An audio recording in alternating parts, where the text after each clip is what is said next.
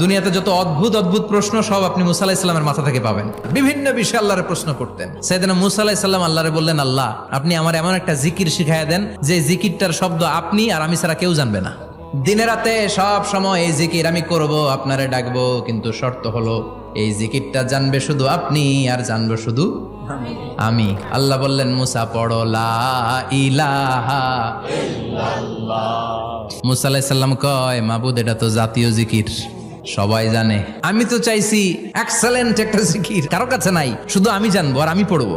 আল্লাহ বললেন, মুসা এই লা ইলাহাকে যদি এক পাল্লায় রেখে দাও, তাম বিশ্ব, 7 আকাশ 7 জমিনটারে তুলে যদি তুমি আরেক পাল্লায় রেখে দাও, লা রাজাহাত কাফাতু লা ইলাহা ইল্লাল্লাহ, মুহূর্তের মধ্যে লা ইলাহার পাল্লা ভারী হয়ে যাবে।